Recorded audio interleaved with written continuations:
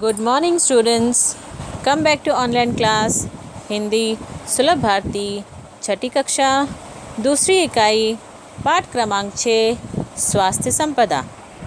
इसके लेखक महात्मा गांधी जी हैं।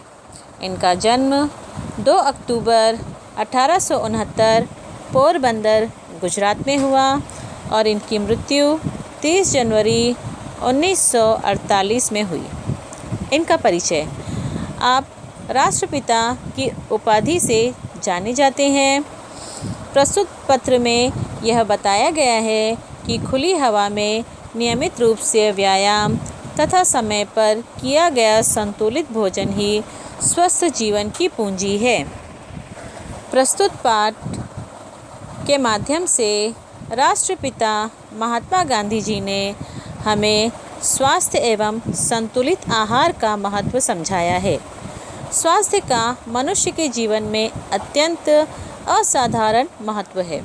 समय पर संतुलित आहार, फल और सब्जियों का सेवन और नियमित व्यायाम से मनुष्य निरोगी और सुदृढ़ बना रह सकता है।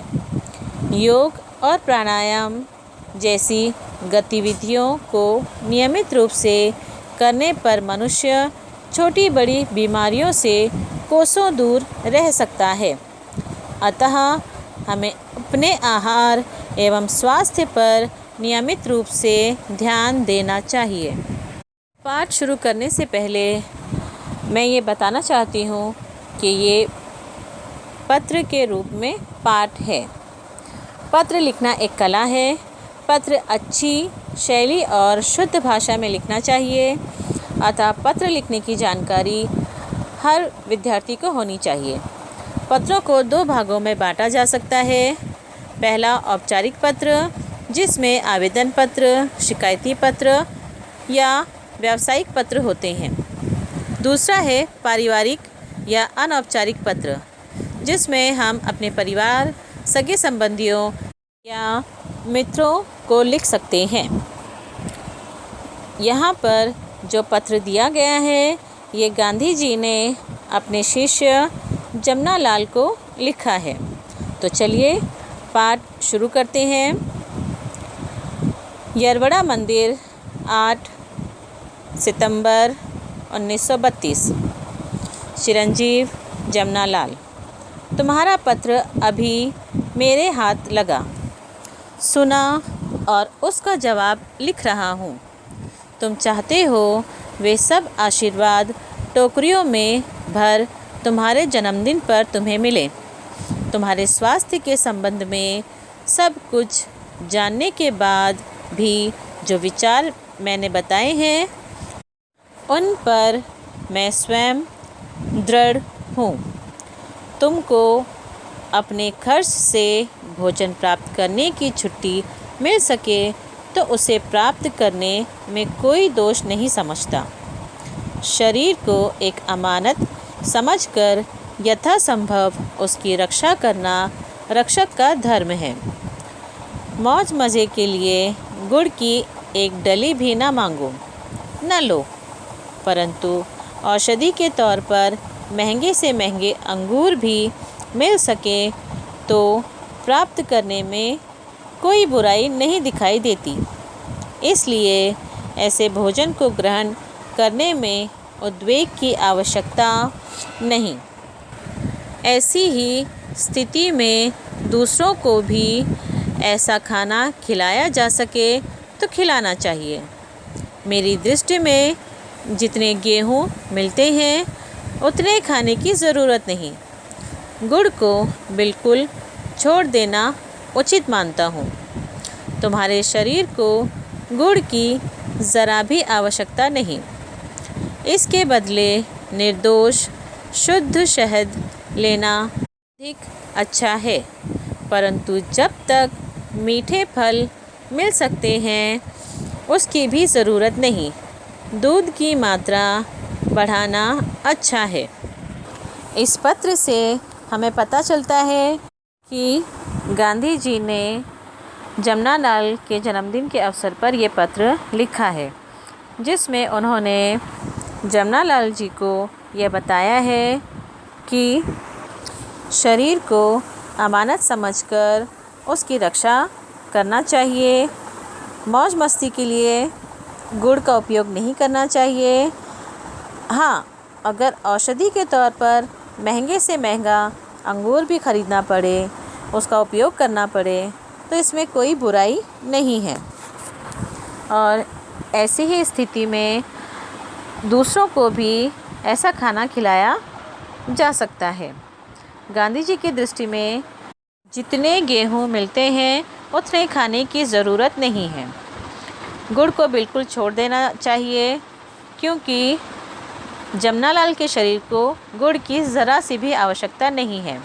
इसके बदले निर्दोष शुद्ध शहद लेना अधिक अच्छा है। लेकिन अगर मीठे फल मिलते हैं तो फिर शहद की भी ज़रूरत नहीं है। हाँ, मगर दूध की मात्रा बढ़ाना अच्छा है।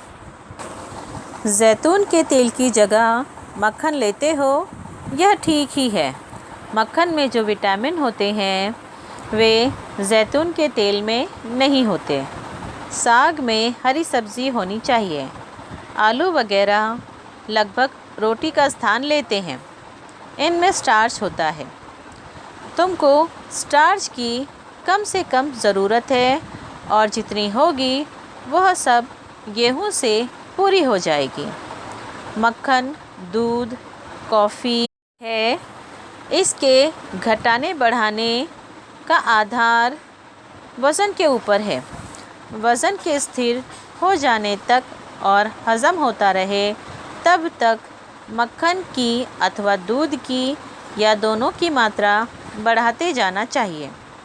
तरकारियों में लौकी तथा भिन्न भिन्न प्रकार की सब्जियां, फूल गोभी, पत्ता गोभी, बिना बीज की सेम, बैंगन, इन सब की गिनती अच्छी हरी सब्जियों में होती है। गेहूं का आटा चौकोर मिला हुआ होना चाहिए।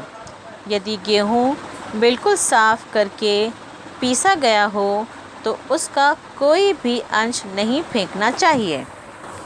यहाँ गांधी जी जमनालाल जी को बता रहे हैं कि जैतून की तेल की जगह अगर हम मक्खन का उपयोग करें तो ज़्यादा अच्छा है, क्योंकि मक्खन में जो विटामिन होते हैं वे जैतून के तेल में नहीं होते। साग में हरी सब्ज़ी होनी चाहिए। आलू वगैरह लगभग रोटी का स्थान लेते हैं। इनमें स्टार्च होता है और जमनालाल जी को स्टार्च की ज़रूरत नहीं है और जितनी होगी वो सब गेहूँ पूरी कर देगा। मक्खन, दूध, कॉफ़ी है और इसके घटाने बढ़ाने का आधार वज़न के ऊपर है। वज़न के स्थिर हो जाने तक और हज़म होता रहे तब तक मक्खन या दूध या फिर दोनों की मात्रा बढ़ाते जाना चाहिए। तरकारियों में लौकी तथा अलग अलग प्रकार की सब्जियां जैसे फूल गोभी, पत्ता गोभी, बिना बीज की सेम, बैंगन, इन सब की गिनती अच्छी हरी सब्जियों में होती है। गेहूं का आटा चौकोर मिला होना चाहिए। हाँ, अगर गेहूं बिल्कुल साफ़ करके पीसा गया हो तो उसका कोई भी अंश, कोई भी हिस्सा नहीं फेंकना चाहिए। फल में ताज़े अंगूर, मौसम्बी, संतरा, अनार, सेब, अनानास लेने योग्य हैं। आजकल जो प्रयोग अमेरिका में हो रहे हैं उससे मालूम होता है कि एक ही साथ बहुत सी चीज़ें नहीं मिला देनी चाहिए। फल अकेला ही खाने से उसके गुण बढ़ते हैं।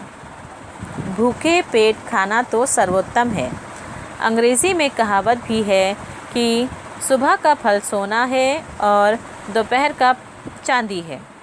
इसलिए पहला खाना अकेले फल का होना चाहिए। क्या तुम सुबह गर्म पानी पीते हो? सुबह गर्म पानी पियो तो हर्ज नहीं। तुमको 24 घंटे खुली हवा में रहने की इजाज़त मिल सकती हो तो लेनी चाहिए। खुली हवा में रोज़ धीरे धीरे प्राणायाम कर सको तो अच्छा है। गांधी जी जमनालाल से कह रहे हैं कि फल अगर ताज़े मिलें अंगूर, मौसम्बी, संतरा, अनार, सेब, अनानास जैसे तो लेने चाहिए। आजकल जो प्रयोग अमेरिका में हो रहे हैं उससे मालूम होता है कि एक ही साथ बहुत सी चीज़ें नहीं मिला देनी चाहिए। फल अकेला ही खाने से उसके गुण बढ़ते हैं। भूखे पेट खाना तो सर्वोत्तम है, सबसे अच्छा है। अंग्रेज़ी में कहावत भी है कि सुबह का फल सोना है और दोपहर का चांदी है, इसलिए पहला खाना अकेले फल का होना चाहिए। गांधी जी जमनालाल से पूछते हैं, क्या तुम सुबह गर्म पानी पीते हो? अगर पीते हो तो इसमें कोई हर्ज नहीं।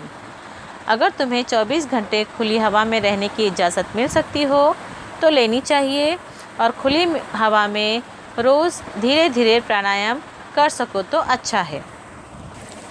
रात की सर्दी से डरने की बिल्कुल ज़रूरत नहीं। कंबल गले तक अच्छी तरह ओढ़ लिया हो और सिर तथा कान पर कपड़ा लपेट लो तो फिर कोई हानि नहीं। 24 घंटे शुद्ध से शुद्ध हवा श्वास के लिए फेफड़ों में जाए, यह अति आवश्यक है। सुबह की धूप सहन हो सके तो इस तरह शरीर को खुली हवा में जितना खुला रख सको उतना रखना चाहिए। माधव जी की गाड़ी तो ठीक चल ही रही है। वहाँ जो साथी रहते हों और जो आवें सो हम तीनों का यथायोग्य आशीर्वाद पावें। बापू के आशीर्वाद। गांधी जी जमनालाल से कहते हैं कि रात में सर्दी से डरने की ज़रूरत नहीं। कंबल गले तक अच्छी तरह ओढ़ लेना चाहिए। सिर तथा कान पर कपड़ा लपेट लो तो फिर कोई नुकसान नहीं, कोई हानि नहीं। और 24 घंटे शुद्ध से शुद्ध हवा श्वास के लिए फेफड़ों में जाए, ये अति आवश्यक है। सुबह की धूप सहन हो सके तो इस तरह शरीर को खुली हवा में जितना खुला रख सको उतना अच्छा है, क्योंकि सुबह की धूप में विटामिन डी होता है जो हमारी हड्डियों को मजबूत करता है। गांधी जी जमनालाल से कहते हैं कि माधव जी की गाड़ी तो ठीक चल ही रही है। वहाँ जो साथी रहते हो वो सारे आशीर्वाद पाएँ। इस तरह से गांधी जी ने ये अनौपचारिक पत्र लिखा है। अनौपचारिक पत्र में हम अपने सगे संबंधियों से या अपने दोस्तों से, अपने मित्रों से पत्र व्यवहार कर सकते हैं। प्रस्तुत पाठ से हमें यह सीख मिलती है कि सुदृढ़ एवं निरोगी बने रहने के लिए हमें नियमित व्यायाम और साग सब्जियों, फलों के अलावा शरीर का योग्य रूप से पोषण करने वाले आहार का सेवन करना चाहिए। हमारा स्वास्थ्य हमारी सबसे बड़ी संपत्ति है। स्वास्थ्य यदि ठीक है तो दुनिया के सारे सुख हमारी मुट्ठी में हैं। कहा भी गया है, पहला सुख निरोगी काया। अच्छे स्वास्थ्य के लिए जितना आवश्यक है सीमित और संतुलित भोजन उतना ही ज़रूरी है। उचित व्यायाम, प्राणायाम आदि। बच्चों, आशा करती हूँ पाठ आपकी समझ में आया होगा।